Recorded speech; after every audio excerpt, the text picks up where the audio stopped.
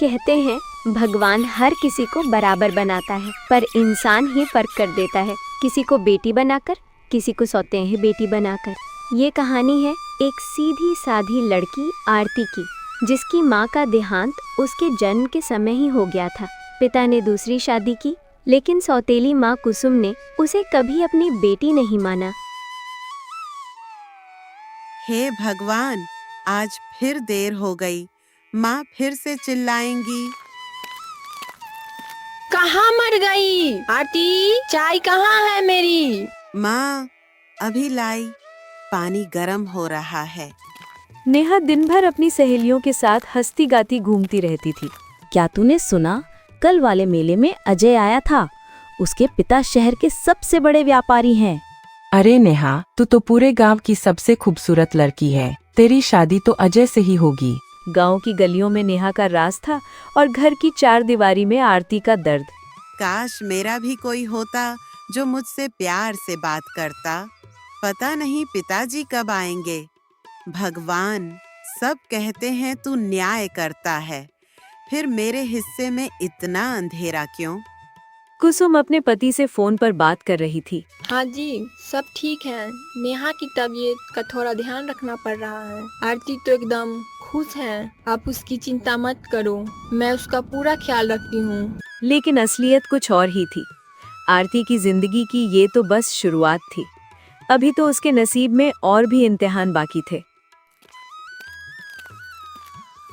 अरे सुनो, वो चंदू काका का बेटा अजय शहर से लौटा है। बड़ा अच्छा लड़का है, सरकारी नौकरी करता है। वो लोग अजय की शादी करवाना चाहते हैं। मैं सोच रही थी क्यों ना तुम्हारी बेटी आरती का रिश्ता वहाँ करवा दें। अरे बुआ जी, आप तो मजाक करती हैं। आरती अभी बहुत छोटी है, उसका तो घर के काम में मन ही नहीं लगता है, और फिर वो थोड़ी कमजोर भी है। कौन करेगा शादी ऐसी लड़की से? क्या बात करती हो कुसुम? आरती तो पूरे घर का काम अकेले करती है, सुबह से रात तक लगी रहती है। और छोटी कहाँ है? नेहा से तो 1 साल बड़ी है। अरे नहीं नहीं, असल में आरती की कुंडली में थोड़ा दोष है। एक पंडित ने कहा था उसकी शादी जल्दी कर दी तो घर टूट जाएगा, इसलिए तो मैं अभी कुछ नहीं सोच रही हूँ। शांति चाची की आंखों में सवाल थे। उन्हें दिख रहा था कि कुसुम आरती की शादी नहीं करवाना चाहती। माँ, अजय मेरे लिए अच्छा रहेगा क्या? वो तो मुझे मेले में देख रहा था। मुझे तो लगता है वो मुझे पसंद करता है। बिल्कुल मेरी नेहा बेटी, तू तो राजकुमारी है। मैं तुझे अच्छे से अच्छे घर में ब्याहूंगी, तू चिंता मत कर। तेरे रास्ते में कोई नहीं आएगा। पर मालूम है, लोग तो उस मनहूस आरती की बात कर रहे हैं। कहीं उसकी शादी अजय से हो गई तो? कहाँ आरती और कहाँ तू? मैं कौन सी बेवकूफ हूँ? मेरे लाडो, आरती के लिए मैं तो ऐसी बहाने बनाती रहूंगी जब तक तेरी शादी ना हो जाए। आरती सब सुन रही थी। हर शब्द तीर बनकर उसके दिल में उतर रहा था, पर उसने कुछ नहीं कहा, क्योंकि उसे अब इन सब बातों की आदत हो गई थी। अरे कुसुम बहन, बाहर तो आओ। मेरे देवर का लड़का है, अच्छे कॉलेज में पढ़ा लिखा है, गांव में घर है, खेती बाड़ी भी है। मैं चाह रही थी कि आरती के लिए बात चलाऊं। अरे हाय हाय, आपको किसी ने नहीं बताया क्या? आरती को बुखार रहता है और उसका स्वभाव भी कुछ अलग है। आपको बाद में पछताना पड़ेगा, मैं पहले ही बता रही हूँ। अरे पर लड़की तो बड़ी सीधी साधी है, कामकाज भी अच्छा कर लेती है। सीधी सीधी नहीं, जिद्दी और चुप रहने वाली है। मैं माँ हूँ उसकी, मुझे पता है, और वो खुद भी अभी शादी नहीं करना चाहती है। हर बार कोई रिश्ता आता और हर बार सौतेली माँ अपने झूठ से सब कुछ बर्बाद कर देती। उसे डर था कहीं आरती की किस्मत चमक गई तो वो उसकी बेटी नेहा की बराबरी करने लगेगी। आज घर में सौतेली माँ ने खुद अजय और उसके माता पिता को घर बुलाया था, नेहा का रिश्ता तय करवाने के लिए। सुबह से ही नेहा आईने के सामने खड़ी थी, बालों में फूल, चेहरे पर मेकअप और होठों पर बनावटी मुस्कान। वहीं दूसरी ओर रसोई में चूल्हा जल चुका था और आरती चाय और समोसे बनाने में जुटी थी। उसकी आंखों में आज कुछ और ही था, न कोई उम्मीद, न कोई शिकायत। आज आरती बस खुश थी कि सब ठीक से हो जाए। दोपहर होते ही अजय और उसके माता पिता कुसुम के घर पहुँचे। आइए आइए, स्वागत है आपका। बहुत दिन से सोच रही थी आप लोगों से मिलने की। ये मेरी प्यारी बेटियां हैं नेहा। नमस्ते। अरे वाह, आपकी बेटी के हाथों में बहुत स्वाद है। ये समोसे तो वाकई बहुत स्वादिष्ट हैं। इतने अच्छे समोसे तो मैंने शहर में भी नहीं खाए। बिटिया बताओ ना, ये समोसे कैसे बनाए तुमने? वो मैंने तो बस। अजय की नजर रसोई में खड़ी चुपचाप काम करती आरती पर पड़ी। एक नजर में अजय को आरती की सादगी पसंद आ गई। उसके चेहरे पर थकावट थी, पर आंखों में सच्चाई और अपनापन। अरे कुसुम बहन, आपकी रसोई में कौन है? लगता है किसी और के हाथ का जादू है। नहीं नहीं, ये सब नेहा ने ही बनाई है। अजय और उसकी माँ दोनों समझ चुके थे कि समोसे किसके हाथ के थे और कौन झूठ बोल रहा था। बेटी, तुम बता सकती हो कि इतने स्वादिष्ट समोसे कैसे बनते हैं? जी, मैं बता रही हूँ। इसमें बस थोड़ा आलू, प्याज और नमक मसाला डालिए और बन जाती है। अब सौतेली माँ को डर लगने लगा था। वो जल्दी से बात पलटने लगी। देखिए, आरती तो अभी बच्ची है, उसकी कुंडली में दोष है। हमारे पंडित ने कहा था अगर उसकी शादी जल्दी हुई तो पति पर असर पड़ेगा। ये कैसा बहाना है? अभी आपने कहा था कि वो बच्ची है, अब कुंडली दोष आ गया ऊपर से। आपका ये झूठ कि समोसे नेहा ने बनाया है। अगर आपकी बेटी को समोसे बनाना नहीं आता है तो उसमें कोई बुराई नहीं है, पर झूठ बोलना ठीक नहीं है। देखिए, सीधी सीधी बात है, आरती मेरी सगी बेटी नहीं है। मैं उसकी शादी की जिम्मेदारी नहीं ले सकती।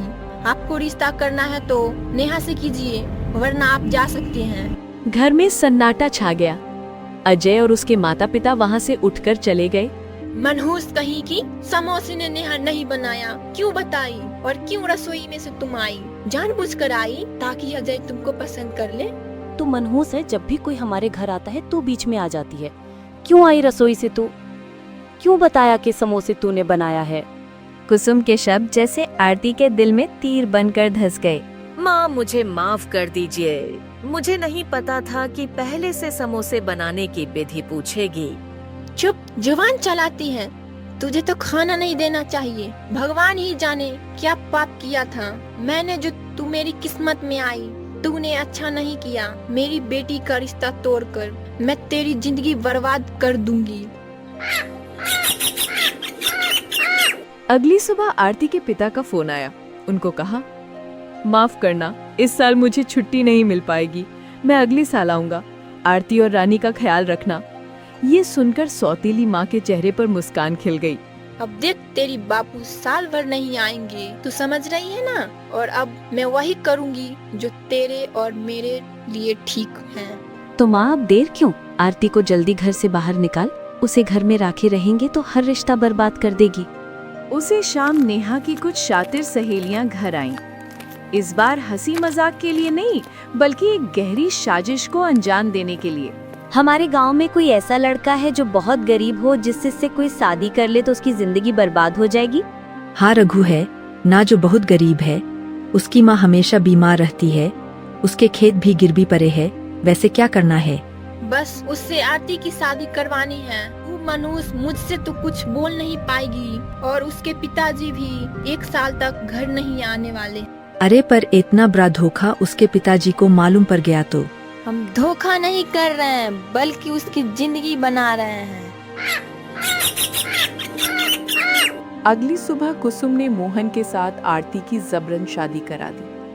आरती भी अपनी किस्मत के आगे मजबूर थी। छोटे से मिट्टी के मकान, तूती खाट और बीमार माँ के साथ रहने लगी। देखो आरती, मैं जानता हूँ ये शादी तुम्हारी मर्जी से नहीं हुई।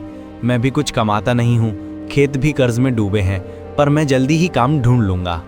इतना कहकर मोहन अपने दोस्त के दुकान से कुछ सब्जियां उधार लाया ताकि आज के खाने का बंदोबस्त हो जाए। आरती थोड़ी सी सब्जी से भी बहुत अच्छा खाना पका लेती थी। मोहन मन ही मन सोच रहा है, वाकई आरती बहुत समझदार और काबिल है। उधर नेहा की शादी एक रईस व्यापारी से बड़े धूमधाम से कर दी गई। सौतेली माँ कुसुम को अब राहत मिली थी। आरती अब उस झोपड़ी में चली गई और नेहा की जिंदगी रोशन हो गई।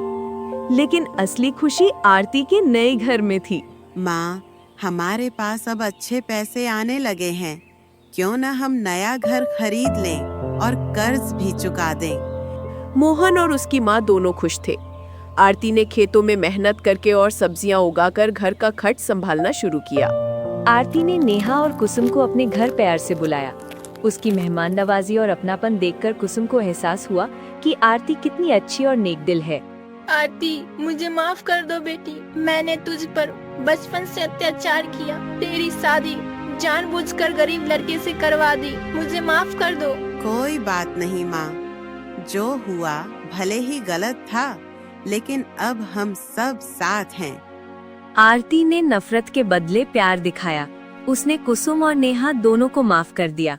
मोहन ने नेहा के पति की मदद की, घर और खेत वापस छुड़वाए और सभी की जिंदगी ठीक हो गई। आज जाकर हमें आरती की कदर समझ आई। उसकी अच्छाई और नेक दिल होने के कारण ही हमारी मदद हो पाई। जिंदगी में भले ही रिश्तों पर बादल छा जाएं, लेकिन सच्चे दिल और अच्छे कर्म कभी खाली नहीं जाते। नफरत के बदले प्यार देने वाला अंत में सबसे बड़ा बनता है। कर्मों का फल हर किसी को जरूर मिलता है। बिना रस्सी के कैसे मैं ले जाऊं लकड़ियाँ। तभी वहाँ पर एक नाग आता है और बोलता है, चार मुसुक्का क्यों रो रही हो? मेरी माँ ने बोली है बिना रस्सी के लकड़ियाँ लेके आने के लिए। मेरे पास इतनी सारी लकड़ियाँ हैं, अब मैं कैसे लेके जाऊँ, मुझे समझ नहीं आ रहा है। नाग सोचता है और कुछ देर बाद बोलता है, अगर तुम मुझसे शादी करोगी तो लकड़ियाँ मैं तुम्हारे घर ले जाऊंगा। आपको मेरे पिताजी से बात करनी होगी। नाग दिन भर जंगल में रहता है, रात होते ही घर में आ जाता है। एक गांव में भोला नाम का एक व्यक्ति रहता है, जिसको दो पत्नी रहती है, लक्ष्मी और सुगनी। लक्ष्मी की एक बेटी होती है जिसका नाम चार मुसुक्का होता है। लक्ष्मी बीमार रहती है, जिस कारण से उसकी मृत्यु हो जाती है। चार मुसुक्का को पालन पोषण भोला की दूसरी पत्नी सुगनी करती है। सुगनी को भी एक बेटी होती है जिसका नाम तीन मुसुक्का होता है। भोला की दूसरी पत्नी अपनी बेटी को ज्यादा प्यार करती थी, उसे अच्छा अच्छा खाना देती थी और चार मुसुक्का को सही खाना नहीं देती थी। उससे हमेशा काम करवाती थी और अपनी बेटी को तीन मुसुक्का को घर में रखती थी। सुगनी बोलती है, चार मुसुक्का बकरी चराने जाओ, दिन भर बैठी रहती हो, नहीं तो आज खाना नहीं मिलेगा। हाँ माँ, जा रही हूँ। चार मुसुक्का बकरी ले लेती है और जंगल की ओर चली जाती है। तीन मुसुक्का और चार मुसुक्का के लिए सूखावासी रोटी लेके जाती है। चार मुसुक्का तीन मुसुक्का के हाथ से रोटी ले लेती है और रोने लगती है और बोलती है, आज मेरी भी माँ जिंदा होती, मुझे भी अच्छा खाना देती, मैं भी घर में रहती। चार मुसुक्का रो रही थी, तभी वहाँ पर बूढ़ी माँ आती है और बोलती है, क्या हुआ बेटी, क्यों रो रही हो? क्या बताए बूढ़ी माँ, मुझे खाने पीने में बहुत दिक्कत होती है। ये लो बेटी, तुम ये खाओ। बूढ़ी माँ चार मुसुक्का को काजू किशमिश देकर चली जाती थी और चार मुसुक्का वही खाती थी। कुछ समय बाद चार मुसुक्का और तीन मुसुक्का दोनों बड़ी हो जाती हैं। भोला और सुगनी आपस में बात करती हैं, दोनों बेटी के शादी के लिए। सुन रही हो सुगनी, अब दोनों बेटियों को शादी कर देना चाहिए, क्या बोलती हो तुम? हाँ जी, मैं भी यही सोच रहा हूँ। भोला तीन मुसुक्का के लिए लड़का देखने गया था। सुगनी चार मुसुक्का को बोलती है, जाके जंगल से लकड़ियाँ लेके आओ बिना रस्सी के। चार मुसुक्का जंगल जाती है और लकड़ी इकट्ठा करने के बाद रो रही थी, बिना रस्सी के कैसे मैं ले जाऊं लकड़ियाँ। तभी वहाँ पर एक नाग आता है और बोलता है, चार मुसुक्का क्यों रो रही हो? मेरी माँ ने बोली है बिना रस्सी के लकड़ियाँ लेके आने के लिए। मेरे पास इतनी सारी लकड़ियां हैं, अब मैं कैसे लेके जाऊं? मुझे समझ नहीं आ रहा है। नाग सोचता है और कुछ देर बाद बोलता है, अगर तुम मुझसे शादी करोगी तो लकड़ियां मैं तुम्हारे घर ले जाऊंगा। आपको मेरे पिताजी से बात करनी होगी। तुम मेरे सिर पर लकड़ियां रख देना, मैं सो रहा हूँ। नाग और चार मुसुक्का लकड़ियां लेकर घर आता है। नाग लकड़ियां द्वार पर रख देता है और जाके पलंग पर बैठ जाता है। बेटी क्या लेके आए हो? पिताजी, माँ बोली थी बिना रस्सी के लकड़ियां लाने को। मैं बिना रस्सी को इतनी लकड़ियां कैसे लाती? फिर वहाँ पर नाग आया और मुझसे बोला, शादी करोगी? फिर मैं ये लकड़ियां लेके जाऊंगा। क्या? कहाँ है नाग? कमरे में पलंग के ऊपर बैठा है। मैं चार मुसुक्का से शादी करना चाहता हूँ। भोला कुछ देर सोचता है और अपनी पत्नी सुगनी से पूछता है, सुन रही हो सुगनी? नाग बोल रहा है चार मुसुक्का से शादी करेगा। सुगनी मन में सोचती है, कब मर जाए, मेरा माथा पे बोझ बनी हुई है। हाँ जी, करवा दीजिए ना, सही रहेगा। दोनों बेटी को एक दिन शादी करवा देता है। दोनों अपनी अपनी ससुराल चली गईं। कुछ दिन बाद तीन मुसुक्का को अपनी ससुराल में सास दिक्कत देने लगी और भोला चार मुसुक्का के घर जाता है। भोला देखता है चार मुसुक्का तो बहुत खुश है। भोला घर जाता है और अपनी पत्नी सुगनी से बोलता है, सुन रही हो सुगनी? तीन मुसुक्का को तो हमने अच्छे घर में शादी किया था, लेकिन वो बहुत तकलीफ में है। और चार मुसुक्का को तो नाग से शादी करवाया था, तो वो बहुत खुश है। दोनों सोचने लगते हैं, कैसे हो रहा है? नाग दिन भर जंगल में रहता है, रात होते ही घर में आ जाता है और दोनों पति पत्नी आपस में बात करते थे। नाग की माँ रात को बहू को बात करते सुनकर सोचने लगती है कि मेरी बहू रात को किससे बात कर रही है। सुबह होते ही, बहू, तुम रात में किससे बात करती हो? माँ जी, आपके बेटे से बात करती हूँ। मैं तो अपने बेटे तो कभी बात करते नहीं देखा। मैं तो भगवान से प्रार्थना करती हूँ कि मेरा बेटा इंसान के रूप में आ जाए। जैसे ही रात होती है, नाग घर के अंदर आता है और सो जाता है। चार मुसुक्का देखती है कि नाग सो गया, तो चार मुसुक्का अपनी सास को जाके बोलती है, माँ जी, अपने बेटे को देख लीजिए। नाग की माँ देखी तो उसकी आंखों में खुशी के आंसू आ गए। तभी चार मुसुक्का के पिताजी आते हैं, उसके सास से बोलता है, चार मुसुक्का को अब विदा कर दीजिए, बहुत दिन हो गया है उसे घर गया।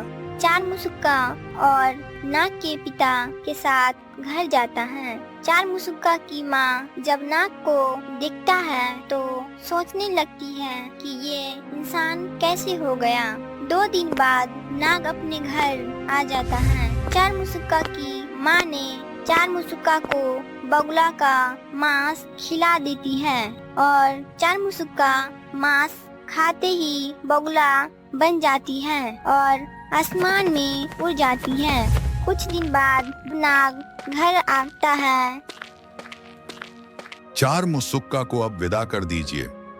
दोनों बहन का चेहरा एक दूसरे से मिलता जुलता था, इसलिए सुगनी अपनी छोटी बेटी तीन मुसुक्का को नाग के साथ विदा कर देती है। नाग की गांव में एक गरीब व्यक्ति था जो रोज मंदिर जाता, भगवान से प्रार्थना करता, भगवान को बोलता है, भगवान, मेरी प्रार्थना सुनो, मुझे भी खाने को दो। ऐसा बोलकर वह घर की ओर लौटता है। देखता है कि पेड़ पर एक बगुला बैठा है और वह बोलता है, 4 मुसुक्का डाढ़े डाढ़े 3 मुसुक्का कोरा, ऐसा पति भूल पड़ा साली को सुलाया कोरा। इतना बोलकर बगुला उड़ जाता है और पेड़ से सोना चांदी गिरने लगता है।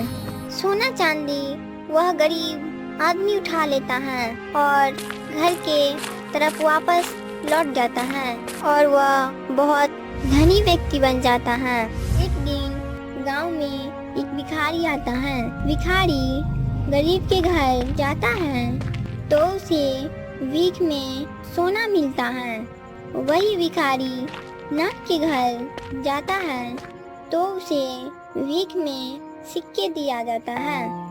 भिखारी बोलता है, क्या नाग महाराज, एक गरीब का घर गया तो सोने का सिक्का दिया, आप इतना धनी हो कि एक सिक्का दे रहे हो। तुमको कौन दिया है सोना, मुझे भी बताओ, मैं भी तो देखूं कौन है।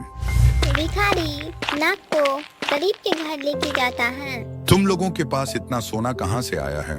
नाग महाराज मंदिर के पास एक पेड़ पर बगुला बोलता है, 4 मुसुक्का डारे डारे 3 मुसुक्का कोरा, ऐसा पति भूल पारा साली को सुलाया कोरा। इतना बोलकर उड़ता है बगुला कि पेड़ से सोना चांदी गिर जाता है।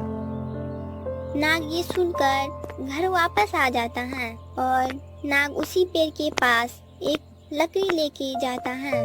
4 मुसुक्का डाढ़े डाढ़े 3 मुसुक्का कोरा, ऐसा पति भूल पड़ा साली को सुलाया कोरा। इतना बोलकर बगुला उड़ता है कि नाग उसे लकड़ी से मारता है। बगुला फिर से 4 मुसुक्का बन जाती है। 4 मुसुक्का? तुम यहाँ क्या कर रही हो?